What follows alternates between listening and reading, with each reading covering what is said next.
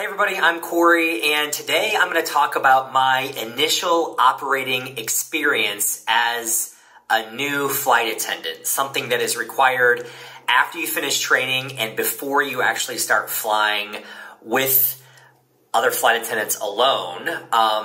And in this video, I'm going to explain what is an initial operating experience called IOE, why it's so important, what I actually did, the things that I couldn't do, the things that I could do, and just tell you about my experience. So here we go. All right, so an initial operating experience is basically the final test that you have as a trainee to become a new flight attendant. And basically you go through, I went through 4.5 weeks of training. I graduated on a Friday, and then this was in Las Vegas. I live in Tampa Bay, Florida. They flew me home all day on Saturday, and then first thing on Sunday morning, I had my initial operating experience out of St. Petersburg. So the way it works, my base is not St. Petersburg, but you can have your initial operating experience anywhere in the country. It doesn't have to be exactly at your base. And the whole point of the initial operating experience is you have real passengers. So during training, we did not have real passengers. We basically were on a trainer, a fake aircraft that was in a warehouse, and it was set up exactly like a cockpit or a cabin would be, but we did not have, whatever it is, 30-some rows. We only had about 20 rows. It was very short, and there weren't real passengers. They were just fellow class members, fellow trainees. So we kind of knew what was happening. It was our way of practicing. Well, the IOE is basically your very first flight with passengers. And yes, you do have an evaluator. So you are being evaluated the entire time, from the time you show up to the time you leave, the time it's over. And you have to pass your IOE in order to become a flight attendant. If you don't become a flight attendant. So all that training that you had, all that experience that you went through, doesn't matter. You have to pass your IOE to become a flight attendant. Basically, we already had our wings at that point. We had our uniform, we had everything. But now we get to fly with real passengers and an evaluator to make sure that we knew everything to do it on our own, to not have an evaluator with us. So the way it worked is that Sunday, I didn't have very much sleep because I was in Vegas time and I had to fly to the East Coast. So I think I landed around 5:36. My IOE was at 7 a.m. I had to be at the airport, at the gate at 7 a.m. the next day. So if you think about it, that's really like 4 a.m. West Coast time because I was on 3 hours behind. So I didn't get very much sleep that night before. So anyway, I got my uniform. I went to the airport. Now, I was not alone. I had another trainee with me who was at my base. She and I did our IOE together. We show up at the airport, and we get to the gate a little bit early, and we met our evaluator. It's someone that's specially trained to evaluate flight attendants, who is also a flight attendant, but just happens to have this other job. And so we met her, and we had to go through all the required items that we need to have as a flight attendant. She checked us just like we would normally be a flight attendant. I mean, we were getting paid and we were working. So this is all part of the evaluation. But the interesting thing is, on this flight, we were flying up to Traverse City, doing a turn and coming right back, which an IOE has to be more than 5 flight hours, not time, not when you check in and the time you get home. It's actual flight hours. So I think the flight up to Traverse City from St. Pete was 2.5 hours. So it was just 2.5 plus 2.5 is exactly 5 hours. So we were able to get over that 5-hour threshold. I think for pilots, they have to have 5 days of initial operating experience. But for flight attendants, it's just 5 hours. So we met the other flight attendants. Yes, that's right. There were other flight attendants. So we have to have 4 flight attendants for every flight. In addition to the 4 flight attendants that were working the flight, there were 2 of us, trainees, and an ATS, or an evaluator is what they're called. So there were 8 or 7 people on this plane working. Yes, it was a little crowded. So while you had 2 people in the front and 2 people in the back, you also had the 2 of us and our evaluator the entire flight, up and back. And so we met our fellow flight attendants. The interesting thing about this was when we boarded the plane, we were not allowed to sit in the jump seat because we had not officially passed all of our training. We had done the classroom training, but we hadn't done the actual IOE yet. We had to sit in regular passenger seats, which meant we had to have our own boarding pass. So the customer service agent scanned our boarding passes, and we went to the plane and did all the same exact work that the other flight attendants were doing, but they were actually doing the work. We were actually just doing the same things they were doing, with some exceptions, and I'll explain what that is in a little bit later.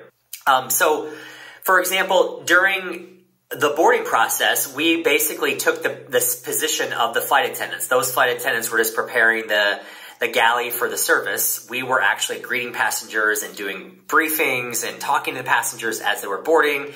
Then during takeoff and landing, we had to sit in our passenger seat. So we were not in the jump seat. We did not actually get to do all the things that the flight attendants get to do in the jump seat. But once that plane hit 10,000 feet, guess what? We were doing everything. So we did the service, we did the cleaning, we did the trash pickup, we did the announcements, we did everything that the flight attendants would have done. So we had to do all of it. And so the other flight attendants were just kind of hanging out because we were doing their job. We were just being evaluated.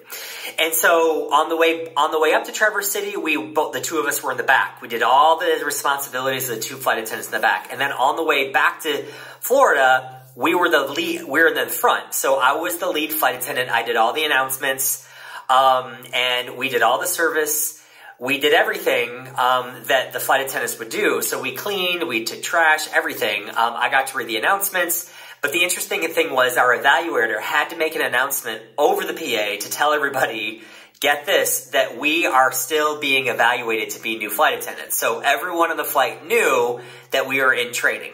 The cool thing was that everybody was so nice and so kind, and they kept telling us that we're doing a great job, and that some of the things they don't teach you is things that you have to learn on the job. So for example, as I was serving people drinks, the cans had been sitting in ice for a long period of time. Well, guess what happens to the ice? It melts and turns to water. So the cans, just like at a cooler at a party, the can is sitting in the water. Well, I don't know. I've never had a retail job, I've never had a job like at a restaurant or any type of service job, right? And that's I guess, retail job.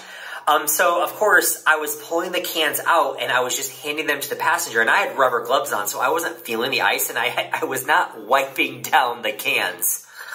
So I was just giving the cans, the wet cans, to the passengers, and I think I remember some people kind of look at me like, you're giving me a wet can? I wasn't thinking anything of it, but I guess this is something I'm going to have to learn because I've never been in a serving position.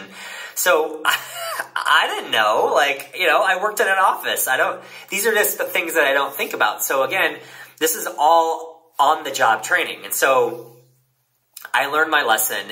The evaluator was behind me, and she didn't realize that I was not wiping down the cans. And so when I told her, because she had to give a can to a customer later, and she's like, oh, I got this. I watched her wipe it down, and I'm like, oh, that makes a lot of sense. I guess you should wipe down the cans before you give it to the customer so you're not getting them all wet. And she's like, oh, you were giving them a bath, weren't you? And I was like, oh my gosh, I was totally giving everyone on board a bath. So, just little things that we were learning as we go. And I think that's the whole idea, is that you learn a lot of times in a job. You can't just learn everything in a classroom. You have to learn some stuff on the job. So she kind of giggled, and it was fine. Obviously, it's not a big deal. Luckily, there was only half the passengers on the way back when we were serving than there were on the way there, because it was Sunday. It was a Memorial Day weekend. And it was nice. Everyone gave us compliments. And on the way out, when we were letting people off the plane, people were saying, great job, way to go, you did a great job, and it was really nice to hear that. So that was really thankful. The one thing was really interesting that, on the way out, when we landed, there were some announcements that the flight attendants have to make. And so, obviously, since we couldn't sit in the jump seat, I was in row 4 on the way back. And so the flight attendant said, when you get to the gate, please remain seated the first 3 rows, so then you can let the new flight attendants get up and make the announcement. And so everyone kind of looked at me, and I was like, yep, that's me. So we landed, and the first 4 rows stayed in their seats, and I went up to the announcement and basically did the welcome announcement and all the flight attendant announcements. And so that's the big difference. Sometimes the flight attendants in different bases waited longer. They did it 4 or 5 days after the training ended. I did it 2 days after, or most people did it 2 days after. But you don't really get a choice. You don't get a choice of where you get to do your IOE. It was done at a base, not at my base, just picked randomly for us. wherever I guess the evaluators are located. But we did everything that the flight attendants would do. We just didn't get to sit in the jump seat. That was the only difference. And of course, we passed. So it was a great day. The flight attendants were so kind on our flight. We took pictures. We got pictures with the pilots and out in front of the aircraft afterwards, after we cleaned the whole aircraft. But, you know, I had a moment on the way there to Traverse City. I was like, gosh, I'm in the right spot. I had a lot of fun. I've flown for a long time. I've flown many, many, many flights around the world. And it was just so interesting to be on the other side and to be a flight attendant. I mean, I've seen all the things the flight attendants do. I will admit, the one thing that I did not like the most was serving people. And I'll have to get used to it, right? I'm just not used to serving people. I've never been in a serving job. I've never been in a retail job. I've always been in an office. So I think that's something that I'll get used to and just find ways to, I loved helping people. I love smiling to people. I love talking to people.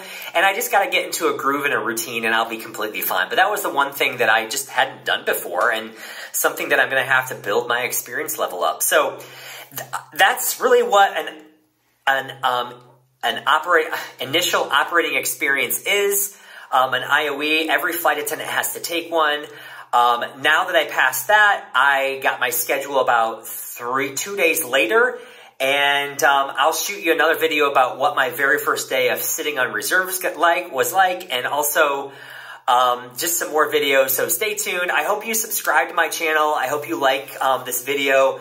I'm going to start sharing my experience of becoming a brand new flight attendant, a junior flight attendant after working many, many, many successful years in the corporate environment. But it's, like I said, it's all learning, like just serving drinks to people, like stuff that I've never done. I've done it at parties, but I've never, and for my friends and family, but I've never done it for complete strangers. So those are just the things that I'm learning as we go. And for those of you that never knew you had to complete an initial operating experience after you do training, well, that's the final step to becoming a brand new flight attendant. So again, like my video, subscribe to this channel, much more to come. Thank you for watching, and we'll chat with you real soon.